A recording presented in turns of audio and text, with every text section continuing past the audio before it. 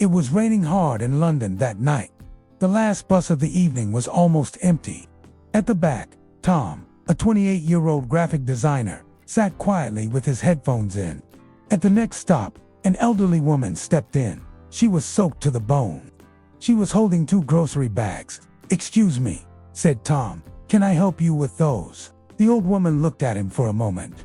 "No, I'm fine," she said. "Thank you." Then she shuffled off to the other side of the bus, away from him. Tom took this as a sign that maybe she didn't want to talk, so he put his headphones back in and started tapping his fingers on his knee. The bus rumbled on. After a while, the old woman shuffled back over to Tom. She was smiling now. "Thank you for helping me earlier," she said. "I was struggling with those bags, and you were the only one who offered to help.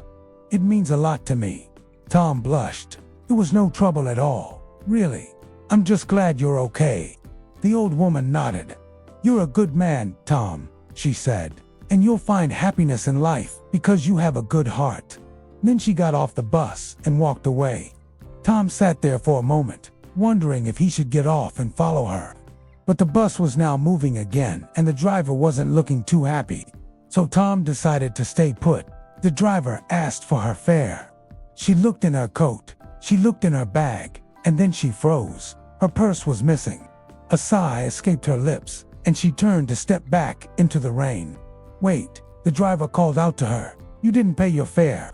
She turned back, her face pale, and said, "I'm sorry, but I can't pay you. My purse is missing." The driver stepped out of his car and walked over to her.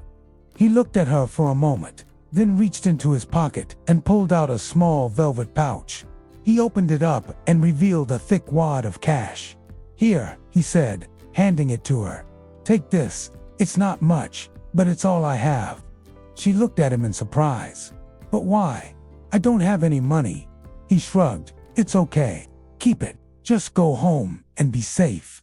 She took the money, her hand shaking. "Thank you," she whispered. As she turned to leave, the driver called out to her, "Hey, do me a favor." She stopped and turned back to him. "What is it?" He looked at her for a moment, then smiled. "Don't forget to pay your driver next time." Before she could leave, Tom walked to the front. "Here," he said, offering his bus card. "It's just a bus ride." He smiled. She hesitated, then whispered, "Thank you. You've just saved me a long, wet walk." Tom's smile faded as he realized she was soaking wet. You need a coat," he said, pulling his jacket closer. I don't have one," she replied, shivering. "Here," he said, taking off his jacket and wrapping it around her shoulders. "We're gonna be late," he yelled over the bus engine. "I don't care," she shouted back, burying her face in his jacket. He helped her onto the bus, and they rode in silence until they reached her stop. As she got off the bus, she turned to Tom and said, "I can't thank you enough for saving me today. You're a hero." Tom blushed. "No, I didn't do anything," he stuttered. "You sure did," she said with a smile. "You walked me home in the rain, gave me your jacket, and made sure I got on the bus safely. That's what heroes do." Tom stood up just as she was about to leave. "Here," he said, offering her his bus card. "It's just a bus ride." He smiled. She hesitated for a moment, then whispered, "Thank you. You've just saved me a long, wet walk." The bus stop was far from the apartment, but it was worth it, because from there they could take the bus to the city center and be tourists for the day. They rode the bus in comfortable silence, enjoying the freedom and the wind in their hair. When they arrived, they walked hand in hand towards the main square. "I haven't been here in ages," she said, smiling. "Me neither," Tom replied. "But you know what? It's always a good time to visit your favorite city." They spent the day exploring, laughing, and taking pictures. They visited the places that were important to them, the places where their love story began. And as the sun set, they knew they had made the right decision. Tom sat with her. They talked about the weather, about London years ago, about her late husband. She told him her name was Margaret and she'd been living alone for the past 12 years. The ride was short but warm, and as it turned out, Margaret's flat was just a few minutes' walk from Tom's. They strolled over there together, stopping to admire the view. "It's beautiful, isn't it?" Margaret said, her eyes twinkling. "I used to come here with my husband. We loved watching the sunset over the river." Tom couldn't help but smile. It was clear that Margaret was a woman who'd had a full life, a life filled with love and loss, a life well lived, and Tom felt privileged to be a part of it, even if only for a few hours. The conversation flowed easily between them. They talked about everything and nothing, about their hopes and dreams, about the meaning of life. And as the night wore on, Tom found himself falling in love with Margaret's stories, with her wisdom, with her warmth. He realized that sometimes the best therapy isn't what you read or watch, but who you spend time with. So a woman named Kate gets off the bus. She's going to meet a guy named Tom at the corner store. And when they reached her stop, she thanked him and stepped off. As the bus pulled away, Tom noticed one of her grocery bags was still on the seat. He looks inside and sees milk, bread, and a small box wrapped with a ribbon. Now, Tom's a gentleman, so he grabs the box and runs after her. When he finally catches up to her, he hands her the box and says, "I think you forgot this."